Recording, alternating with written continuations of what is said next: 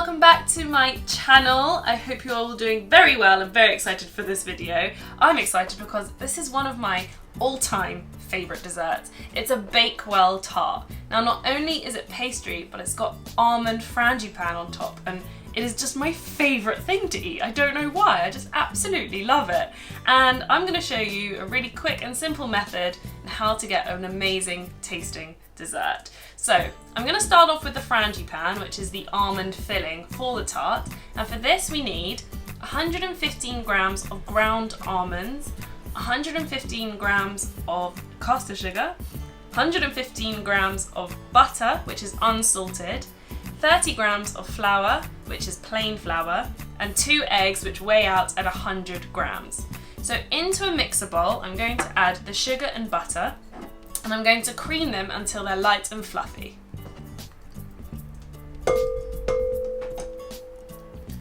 So the butter goes in, sugar goes straight on top.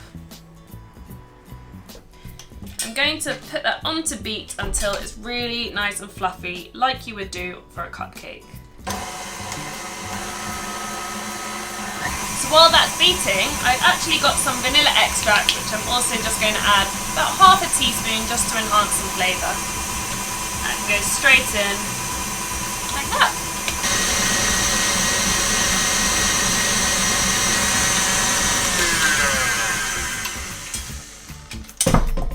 So as you can see, it's really light and really fluffy. I'm just going to scrape down the edges of the bowl, just to make sure that when we add the next ingredients, it all mixes in. So into the bowl can go the eggs. And I'm also going to add the flour because this will stop the eggs from curdling the mixture. And I'll mix this together until it's mixed through.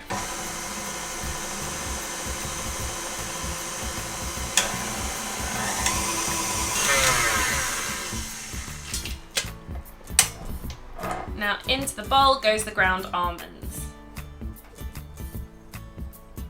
So people actually add almond essences too. I think they actually can give a really artificial flavour. So I prefer keeping it natural with the almonds. If you want to add the extra flavour, that's totally up to you. So I'm just going to mix that through on a low speed. And you don't want to overmix this because if you mix almonds and nuts too much, their oil starts to release and can affect the consistency of the mix.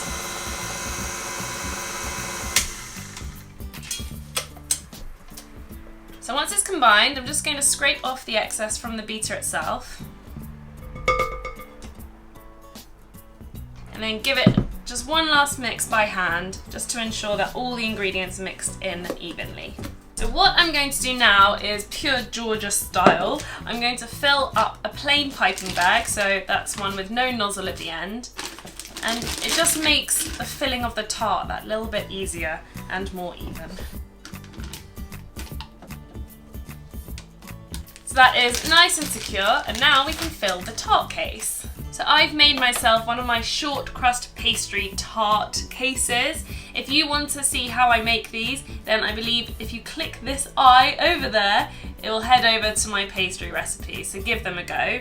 So I've got one prepared. Now, with Bakewell tarts, traditionally it's actually used with cherry, but I found this new love of the marriage of blueberry and almond. I don't know why, I absolutely love it. Almonds go with a lot of fruit, especially berries, so this also works really nicely with raspberries. But I don't know, I'm feeling blueberry, so I've got some blueberry jam here. And I'm just going to line the bottom of this pastry case with a nice layer of blueberry jam. I'm going to spread that out flat.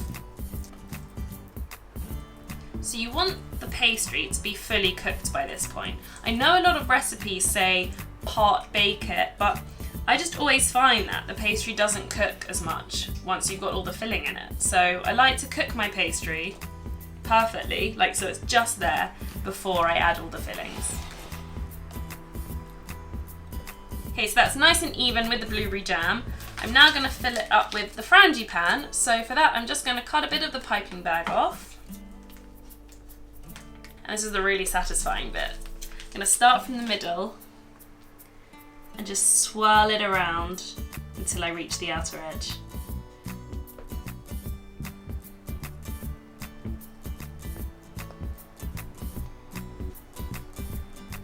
That already looks delicious. And now I'm going to go over the top with some fresh blueberries, and you can place them one by one. I do have OCD, but I actually like the scattered effect. So I'm just going to get a handful and just drop them over the top. You don't want to do too much, just because you don't want so much juice being released, but don't be stingy. And I'm just going to press them all down slightly, so they're nice and snug in the frangipane. And lastly, I'm just going to go over the whole top with some flaked almonds. Now these are untoasted, so they're going to toast when they're cooking in the oven. I'm just going to sprinkle that all on the top.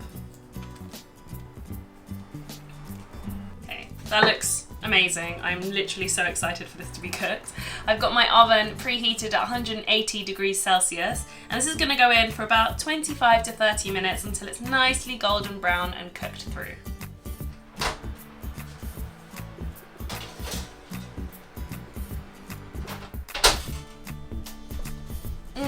This has just come out the oven and it smells absolutely delicious. So what I'm going to do is just carefully take it out the tart case, the tin, and hopefully it stays in one piece. So I'm just going to leave it to cool just slightly, but I do want to enjoy it while it's still warm, because there's nothing better than a warm Bakewell slice, and I'm actually salivating right now. Right, I can't wait any longer. I'm gonna have to get a slice out of this. Let's cut this. And I can already feel that the pastry is really thin.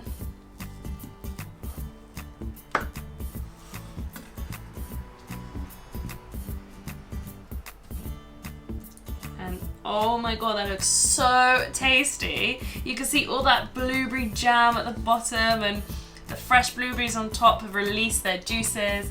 Oh my gosh, I'm so excited. So it is nearly ready to enjoy, but traditionally, Bakewell tarts actually have an icing sugar glaze over the top. So I've got some icing sugar here. I'm just going to add a tiny amount of water and keep adding it until it's a runny consistency.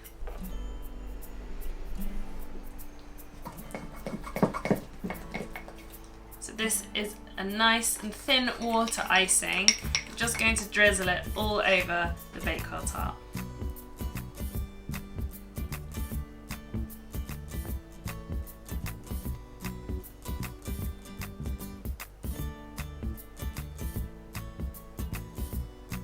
Okay, I'm gonna have to try it now.